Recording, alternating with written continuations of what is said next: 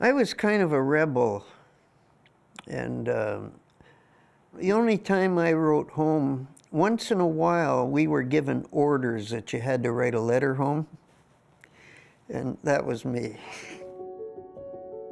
My name is Gerard Bessignel. I was born in Windsor, Ontario. When I turned around 19 years old, I joined the service. The only reason I joined, some friends of mine were gone for a few days, and when they came back, I asked them, where were you? They said, oh, we joined the Army. Baloney, you know. Yeah, come on back with us. I said, oh yeah, sure, I will. I had a good job. I had a good union job, and in a union shop. I was making, at that time, what they call pretty good money, you know. When they had to go back to London, they said, well, you coming with us? I said, oh yeah, you know, I'll go get a ticket. I wasn't gonna back out then, so I went and bought a ticket, got on a train with them, didn't tell anybody. A few days later, I came home and my mother says, where have you been? The shop's been calling for you. You're gonna lose your job. I says, I got a job for 3 years now. She said, what are you talking about? She says, you're lying to me. Don't you tell me that, you know, you joined the Army. I said, yeah. And she sat down and she broke down and started crying. My other 3 brothers were in the service. 2 were in World War II, and my other brother was in the Navy at the time. And anyway, so I was in the Army. I ended up being led into the Royal Canadian Artillery. We were in Camp Petawawa here, and that's one of our 25-pounders, and we were practicing a drill because we were going to Parliament Hill to fire a 21-gun salute. I forget if it was the Queen's birthday or the King's birthday. That's me on the tail end. We were supposed to relieve the 27th Infantry Brigade in Germany, but they kept us and were training us to relieve the 25th Infantry Brigade in Korea. And we didn't know that until the very last minute. In Korea, United Nations troops push on in the cautious advance against the communists. An advance whose purpose is not to seize ground, but to wipe out the enemy. We arrived in Korea around the middle of April in 1953. We went on trucks and we relieved the others that were serving there already. I was sent up with the Royal Canadian Regiment as an observer for the artillery, and we had a crew of 6 people from the artillery, my officer, myself, and 4 signalmen, etc. When we first landed in Busan, they put us on a narrow gauge railway track. There was hundreds of little kids. They had sores on them. They were dirty. Some had shorts on, nothing on the top. Some had maybe a t-shirt on or something. And they had their hands out. They wanted cigarettes. They wanted anything they could get.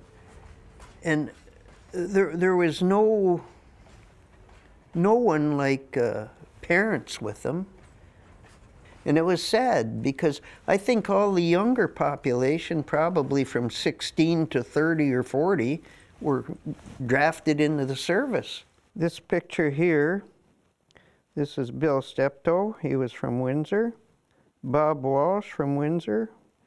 And that's the cute guy back here is me. The enemy knew we were green. They launched a very vicious attack on us. It was the worst attack in the Canadian history in the 3 years that we're there. We suffered a lot of casualties that night.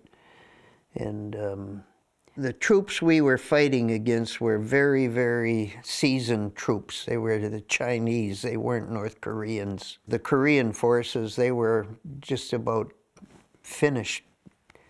That's why the Chinese helped North Korea. They sent 350,000 Chinese in. We were on Hill 187.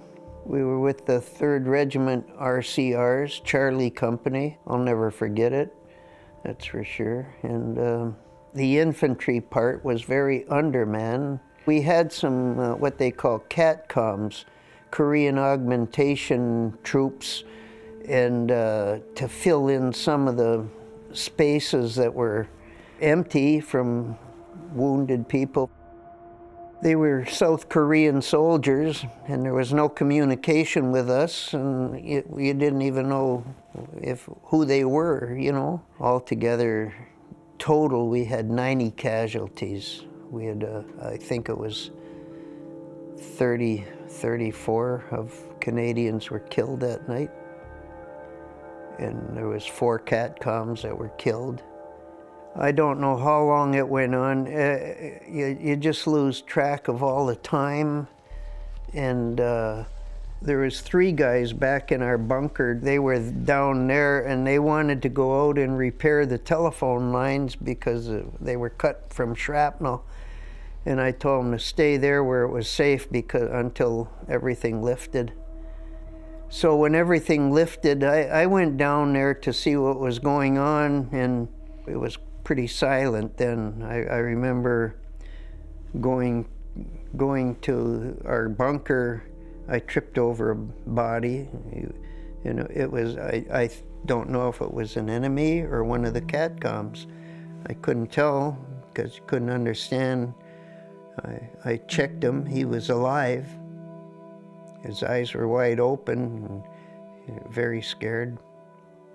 When I went in our bunker, as soon as I got there, I noticed an artillery shell landed right in the doorway of our bunker, and 2 of my guys were sitting on my cot right across from the doorway of the bunker. And as soon as I saw them, I don't want to be graphic about it, but I knew they were both killed instantly. And the 3rd guy that was in there was on his cot near the doorway of the bunker. And he was unconscious from the concussion.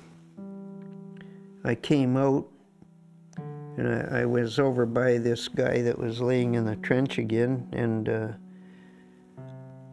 I don't know what happened. I start crying like a baby. I was crying like a baby, and and Jim was still in the bunker. He was unconscious. And an officer went by, and he said, "What are you crying for?" I said, "My 2 buddies are dead in there." He said, "This is no place for crybabies." He says, "Get out of it." And it snapped me right out of it. Then I started doing what I had to do again. The enemy barrage stopped. But meanwhile, we did get some communication with one of the other outposts, and we called our own artillery down upon us to get the enemy off. They were in the trenches. We threw hand grenades that they were duds. None of them were fused. We weren't allowed to fuse them without permission. And that was sad. You might as well have thrown rocks at the enemy. And some of the fellas, after they couldn't fire anymore, their guns were empty, they were swinging at the enemy, swinging their rifles like baseball bats. But when our own artillery came down upon us, our battery fired over 4,000 rounds of 25-pounders. And that chased the enemy off our hill, our own artillery. That's the bunker inside here where two of my guys on my crew were killed, and the third guy survived. And this is a couple weeks later after the battle we were in. We had to come back on this hill before we were relieved. The ceasefire date, the 27th of July. We use that as our Remembrance Day for the Korea veterans. The day I have a picture when we were ripping everything apart, because they wanted us to tear whatever we had built there, to tear it apart so that it was no man's land, but if the enemy came, they couldn't use that stuff against us. We fired red, white, and blue smoke over on the enemy lines to let them know we were still there. Anyway, this young guy, I call him a young guy, he's probably my age at that time, but he looked like he was about 15. And he was walking not too far past me. There was a pathway and then going down the hill to where the kitchen was. And a shell came in and landed not too far away.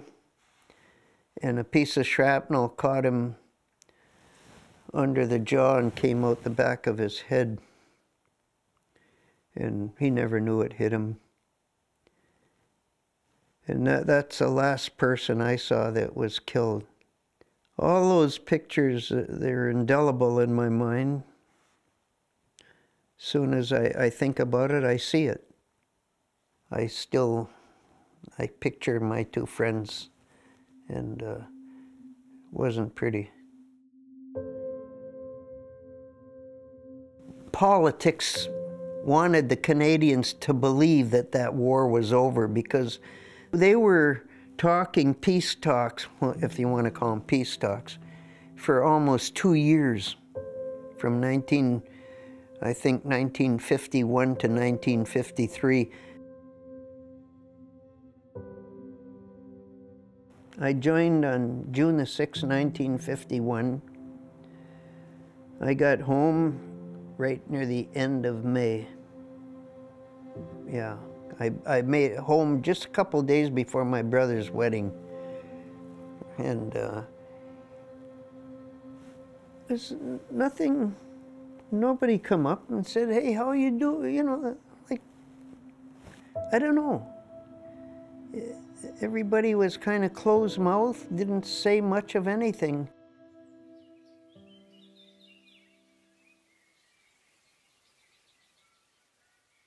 One time I was duck hunting, and we were in Willowwood Beach down on Lake Erie, and we were duck hunting. It was a beautiful day, and no ducks are flying. And this fella had a 12-gauge shotgun, and he said, "Is this how they did it in Korea?" Cranked his shotgun and fired a round near my feet. And some sand hit me, like in the face and stuff.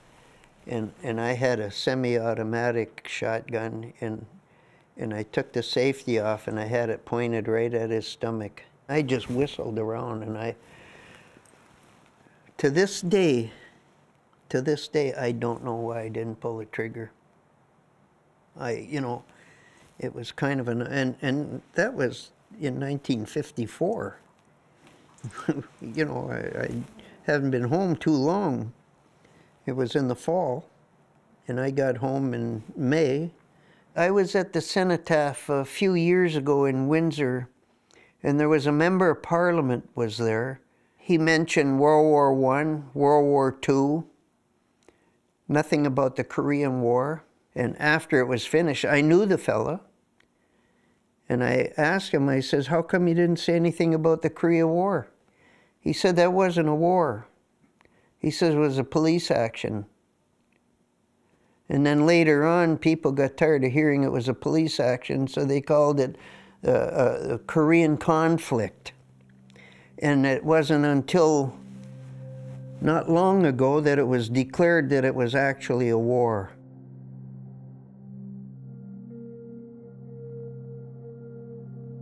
This guy I knew on the golf course, he found out that I was a veteran. He says, I didn't know you were a veteran. He says, you're a hero. I said, his name was Bob. I said, Bob, don't say that. I said, I'm not a hero, I'm a survivor. I said, all the heroes are still over there, they're buried. We didn't bring anybody home. I said, they're still over there. They're the heroes. They gave their life for the freedom of the South Korea, you know. When I was in Seoul, people were living in cardboard shacks, and the tallest building was about 3 stories high. I went back about 8 years ago, and you know, after I saw how the people were living, and they were number 6 in the economic world at that time, and I was amazed, just amazed. I couldn't get over it. Cars, people driving cars and high-rise buildings, and all you saw was construction cranes building. The older people, when they had signs on the bus, Korea veterans, Canadian Korea veterans and that, and you could see some of them at the side of the road when they saw the sign. They showed their respect, you know. When I was talking to my 2 friends at the cemetery, I said, you gave your life for these people. And to me, it was worth it, you know. And except for the fact that not one death was worth it, you know, of our people especially. But that's what freedom's all about.